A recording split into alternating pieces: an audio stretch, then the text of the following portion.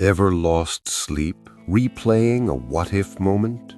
That gnawing feeling in your chest, the one that makes you cringe at 3 a.m. just thinking about it. We've all been there. The phantom pain of a choice not made, a path not taken, a word left unspoken. We call it regret, and usually we treat it as just a sad emotion. But what if I told you that this agonizing feeling isn't just feelings?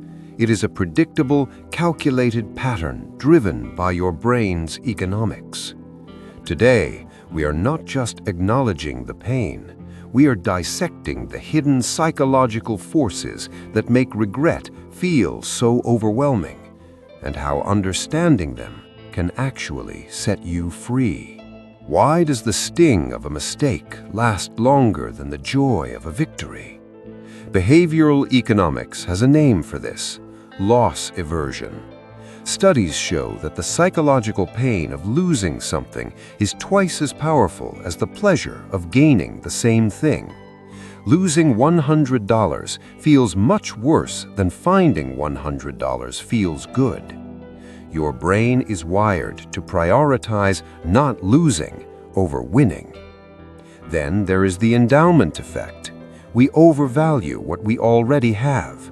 When you make a choice, you own that path. So when you look at the path you didn't take, your brain tricks you into thinking you lost something massive, even if that other path was full of risks you can't see. And the cruelest trick of all, the near-miss effect. Missing a flight by 2 hours is annoying. Missing a flight by 2 minutes, that is torture. The closer you were to a different outcome, the more your brain generates regret. It's a glitch in our psychology. Here's the uncomfortable truth. The version of the past you are regretting does not exist. We suffer from counterfactual thinking. This is your brain's ability to imagine alternative realities.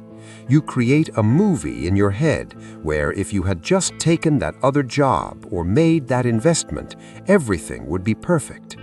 But this is a lie. In your imagination, the road not taken has no traffic jams, no bad days, and no failures. You are comparing your messy real life with a polished, perfect fantasy.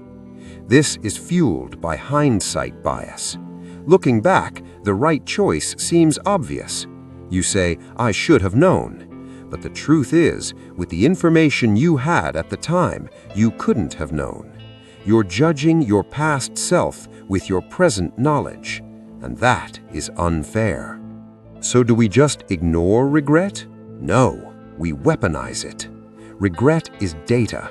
It's your brain telling you that your behavior didn't match your values. Instead of drowning in past regret, successful people use something called pre-regret. Before making a big decision, ask yourself, in 10 years, which option will I regret missing more? This changes the equation. You stop thinking about fear of failure and start thinking about fear of inaction. When you frame decisions based on expected value rather than fear, the emotion of regret loses its power. You realize that a bad outcome doesn't always mean you made a bad decision. Sometimes it's just probability. You cannot change the past. The economics of that deal are closed, but you can optimize the future. Start using pre-mortems. Before you start a project or make a life change, imagine it has already failed. Now work backward. Why did it fail? This practice highlights the risks before they happen, saving you from future if-onlys. Shift your mindset. Stop trying to make the perfect choice. It doesn't exist. Make the best choice with the data you have and accept that uncertainty is the price of admission for a life well lived. The ghost of what could have been will always haunt you if you let it. But remember, you are not defined by the opportunities you missed. You are defined by how you play the hand you are holding right now. Don't let the fear of regret paralyze you. Let it push you. Make the choice, own the outcome, and never look back.